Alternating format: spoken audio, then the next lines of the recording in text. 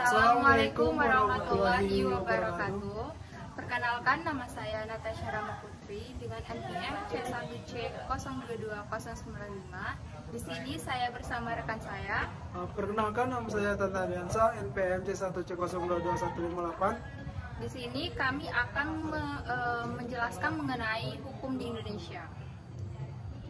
Nah, seperti yang kita ketahui bahwa Indonesia itu merupakan negara hukum, yang mana negara Indonesia itu menjunjung tinggi segala peraturan dan perundang-undangan yang sudah tercantum dalam negara tersebut.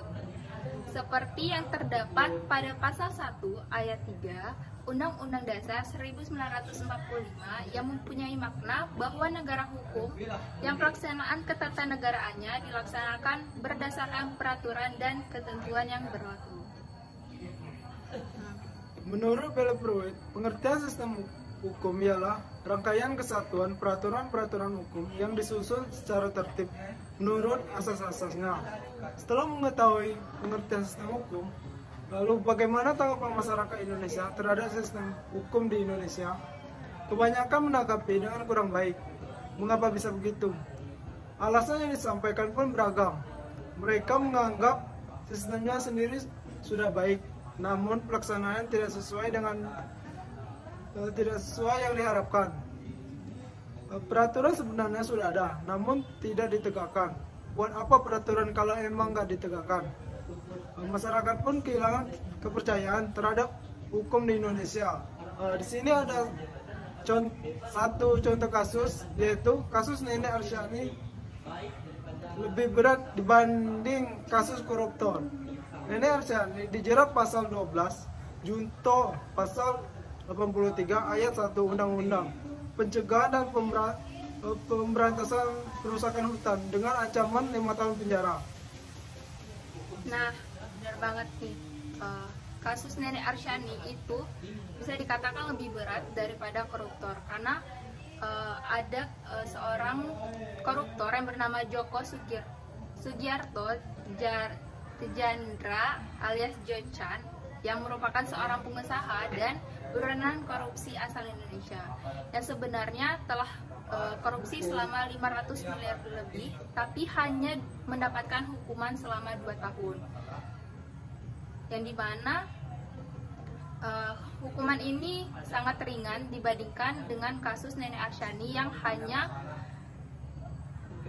pencurian kayu milik perhutani Situbondo yang dikenakan ancaman 5 tahun penjara. Nah, penegak hukum di Indonesia ini nampaknya masih sangat pandang bulu terhadap para pelanggar hukum, karena sifat pandang bulu inilah masyarakat berpikir asal punya uang, asal punya jabatan atau koneksi-koneksi tertentu, itu bisa terhindar dari hukuman, atau kayak misalnya hukuman yang dari 5 tahun itu bisa menjadi 2 tahun. Dan penegak hukum pun sebenarnya masih takut dengan hal tersebut, padahal seharusnya di mata hukum semua orang itu sama, dan sanksi pun bukan untuk merugikan, tetapi agar ada efek jera, agar mereka tidak mengulangi hal tersebut. Nah, untuk membenahi sistem hukum Indonesia itu diperlukan perubahan sikap dari semua orang yang terlibat dalam hukum. Penegaknya harus lebih tegas, masyarakatnya juga harus merubah pandangan mereka terhadap hukum. Hukum itu sebenarnya bermanfaat. Demi berlangsungnya keteraturan di negeri ini, maka hukum harus ditaati oleh seluruh lapisan masyarakat dengan menumbuhkan kesadaran dimulai dari diri sendiri. Nah, mungkin itu saja yang bisa kami berdua sampaikan mengenai masalah hukum yang ada di Indonesia. Nah, benar banget. Hukum di Indonesia masih dibilang buruk karena banyak hukum yang belum bisa ditegakkan secara adil. Nah, iya. Maka dari itu, agar keteraturan di negeri ini bisa berlangsung, kita harus menumbuhkan kesadaran yang dimulai dari diri kita sendiri.